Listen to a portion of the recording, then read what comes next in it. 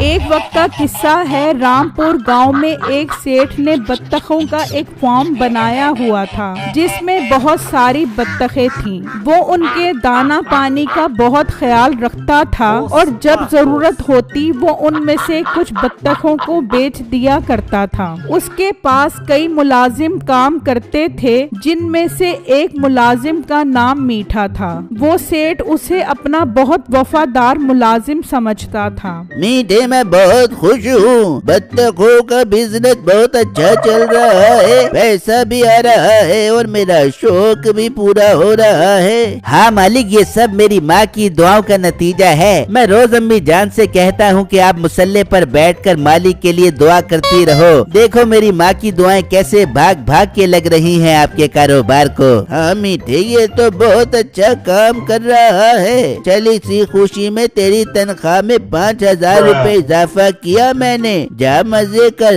अरे वाह सेठ साहब, आई लव यू। मैं घर जाकर ये खुशखबरी सुनाता हूँ। मीठा वहाँ से निकलता है और अपने घर पहुंचकर ये बात अपनी माँ और बीवी को बताता है। ओ मीठे, बगैर तो क्यों झूठ बोलता है तू? मैंने तो कोई दुआ नहीं की तेरे सेठ की बत्तखों के लिए। ओ अम्मा, झूठ बोलना पड़ता है, ऐसे ही तनख्वाह नहीं बढ़ जाती। मीठे, तुझे खुशी हो बेगी 5,000 रुपए बढ़ने की, मुझे खुशी नहीं है। अरे वो क्यों बेगम, तू क्यों खुश नहीं है? मीठे, तेरी सोच मुलाजमा वाली है, मुलाजमा वाली ही रहेगी। सारी जिंदगी मेरे पूरे खानदान में मेरी नाक कटवाता रहता है। नहीं, तेरा कौन सा खानदान मुगले आजम है? अब्बा तेरा मोहची भाई तेरा पंचर की दुकान चलाता है और बात तू नाक कटने वाली कर रही है। नहीं, तू जहेज में ले आती पैसे, मेरा बेटा भी कारोबार कर लेता। सुन रहे मीठे, चुप करके सुन रहे अपनी माँ की बातें। ये नहीं कि इसके मुँह पे 2 चमट्टे मार दे।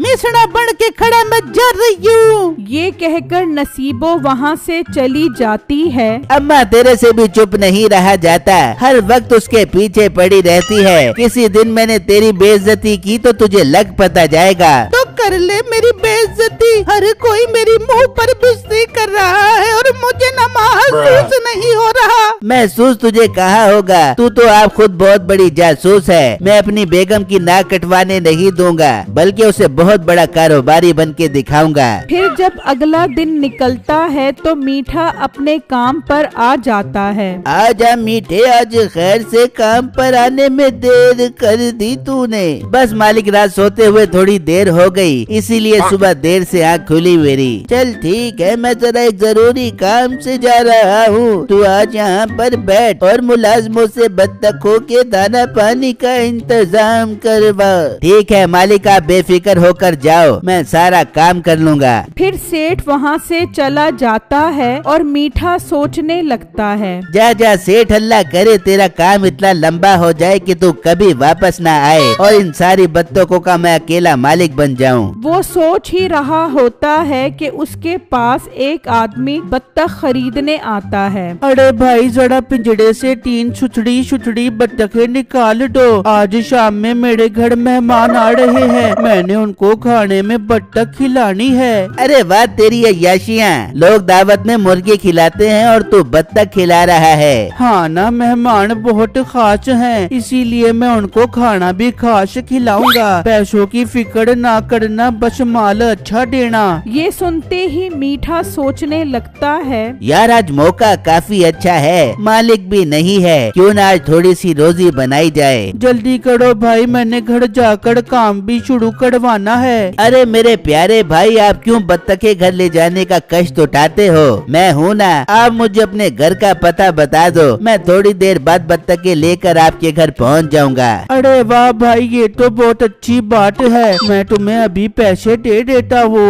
ओहो, सबके सामने पैसे नहीं देते, बत्तखे लेकर आऊँगा तो वहीं पर दे देना। ठीक ठीक है, जल्दी आना, मैं तुम्हारा इंतजार कर रहा हूँ। ये कहकर वो ग्राहक वहाँ से चला जाता है। मीठे भाई जल्दी बताओ बत्तख को कितनी खुराक डालनी है? बहुत जल्दी है तुझे खुराक डालने की, आराम से खड़ा हो, आज मैं खुराक डालूंगा। फिर मीठा पिंजरे के अंदर आ जाता है और 3 बत्तखें उठाकर बाहर फेंक देता है और बाहर आ जाता है। ओहो, अंदर तो बहुत बदबू है, मेरी तो नाक के बाल तक जल गए। तू जरा इनको खुराक डाल, मैं जरा थोड़ी देर तक वापस आता हूँ। फिर मीठा वहाँ आ जाता है जहाँ उसने बत्तखें फेंकी थीं और उन्हें उठाकर उस आदमी के घर आ जाता है। लो भाई साहब, मैं आपकी बत्तखें ले आया हूँ, अब जल्दी से 6000 रुपए दो। मीठा उससे पैसे लेकर वापस फॉर्म पर आकर बैठ जाता है। आज तो उसकी खुशी का कोई ठिकाना ही नहीं था। तभी मालिक भी वहाँ आ जाता है। हाँ मीठे, सब बत्तखों को अच्छे से दाना डलवा दिया था तूने? जी जी मालिक, सबको पेट भरकर खुराक डाल दी है मैंने। चलो मेरी जगह से उठेगा भी या यहाँ पर बैठा रहेगा?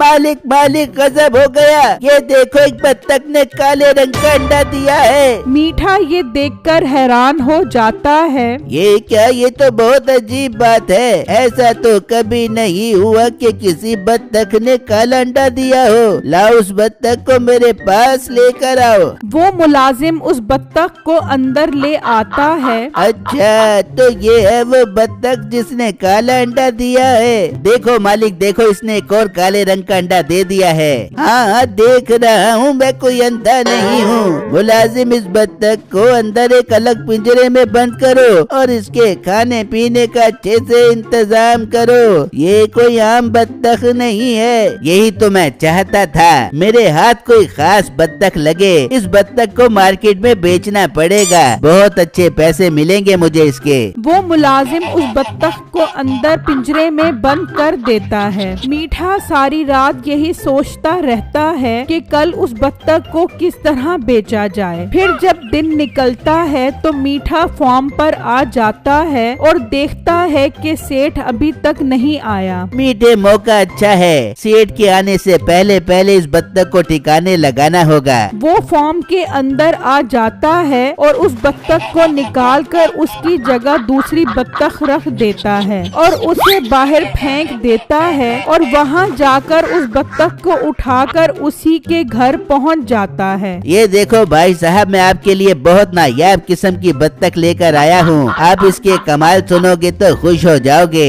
कौन से कमाल है इसके भाई? ये बत्तख कोई आम बत्तख नहीं है, ये काले रंग का अंडा देती है। क्या काले रंग का अंडा? ये तो बहुत कमाल बत्तख है। तभी वो बत्तख अंडा भी दे देती है। अरे भाई, आप तो बिल्कुल ठीक कह रहे थे, ये बत्तख तो वाकई काले रंग का अंडा देती है। ठीक है, फिर 5000 निकालो और ये बत्तख ले लो। मीठा उससे 5000 लेकर चला जाता है। जाओ अंदर और उस बत्तख का काला अंडा निकाल कर आओ। वो अंडा बहुत नायाब है, 5000 एक अंडे की कीमत लग रही है। जाओ अंडा लेकर आओ। मुलाजिम अंदर आता है तो देखता है कि वहाँ कोई काला अंडा नहीं होता, बल्कि उस बत्तख ने सफेद अंडा दिया होता है। वो वापस आकर सेठ को बताता है। तभी मीठा भी वहाँ आ जाता है। क्या तू पागल हो गया है? कल तो उस बत्तख ने काला अंडा दिया था, आज सफेद अंडा दिया है। तूने सही बत्तख तो पिंजरे में रखी थी ना? हाँ मालिक, मैंने वही बत्तख पिंजरे में रखी थी जिसने कल काला अंडा दिया था। ये तुम हमें बेवकूफ बना रहे हो। तुमसे हम वो अंडा 5000 का खरीदने आए थे, जबकि बत्तख तो तुम्हारी अंडा ही नहीं देती। क्या काले रंग का अंडा 5000 रुपए का? ये तो मैं उसे 5000 रुपए में बत्तख दे आया हूँ। ये मैंने क्या गलती कर दी? अब मुझे उससे वो बत्तख वापस लेना होगी। मीठा दोबारा उसके पास आता है। भाई साहब, मुझसे गलती हो गई, मैं तो आपको 2 काले अंडे देने वाली बत्तख देने आया था, गलती से आपको 1 अंडा देने वाली बत्तख दे गया। आप मुझे वापस कर दो, मैं शाम में आपको 2 काले अंडे देने वाली बत्तख दे जाऊंगा। क्या 2 काले अंडे देने वाली बत्तख? ठीक है भाई, ये बत्तख ले जाओ और मुझे शाम में 2 काले अंडे देने वाली बत्तख दे जाना। मीठा उससे वो बत्तख ले जाता है और घर लाकर उसे पिंजरे में बंद कर देता है। बिट्टू वहाँ बैठा मीठे का इंतजार करता रहता है, लेकिन मीठे ने कहाँ वापस आना था, यहाँ तक कि रात हो जाती है। लगता है वो मुझसे धोखा कर गया है। मैं कल उसके फार्म पर जाकर वो बत्तख ले आता हूँ। फिर जब अगला दिन निकलता है तो बिट्टू उस फार्म पर पहुँच जाता है और सेठ को बताता है। क्या मीठा तुम्हें काला अंडा देने वाली बत्तख बेच कर गया था? इसका मतलब उसने उस बत्तख की जगह दूसरी बत्तख पिंजरे में रख दी थी। जी भाई साहब, मैंने उससे वो बत्तख 5000 की खरीदी थी और वो मुझे धोखा देकर वो बत्तख ले गया। उसने तुम्हें ही नहीं मुझे भी धोखा दिया है। अब उससे वो बत्तख भी निकलवानी है और उसे सजा भी दिलवानी है, और ये काम सिर्फ तुम कर सकते हो। मैं ये काम कैसे कर सकता हूँ? फिर सेठ उसको सारा आइडिया समझा देता है और अगले ही दिन बिट्टू भेस बदलकर मीठे के घर जाता है। भाई साहब, मैंने सुना है तुम्हारी बत्तख काला अंडा देती है। जी भाई साहब, आपने बिल्कुल ठीक सुना है। ये काले रंग का अंडा देती है। उस अंडे की कीमत 5000 रुपए है। अरे वाह, ये तो बहुत नायाब बत्तख है। हम तुमसे ये बत्तख 5 करोड़ की खरीदेगा।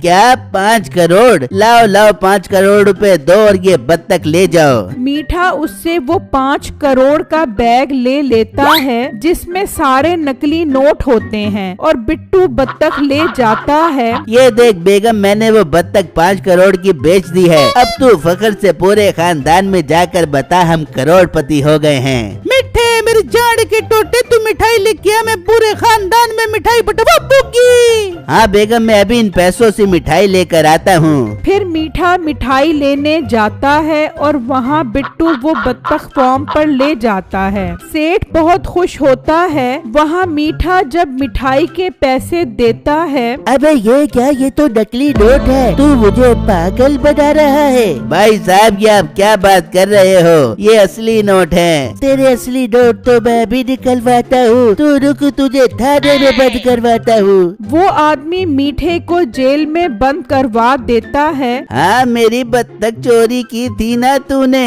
अब सजा मिली। ये नकली नोट मैंने ही भिजवाए थे। सेठ साहब, मुझे जेल से बाहर निकलवाओ। मैं अब कभी चोरी नहीं करूँगा। अपना मुंह बंद कर और सारी जिंदगी जेल में सड़। मीठे को उसके किए की अच्छी सजा मिल जाती है।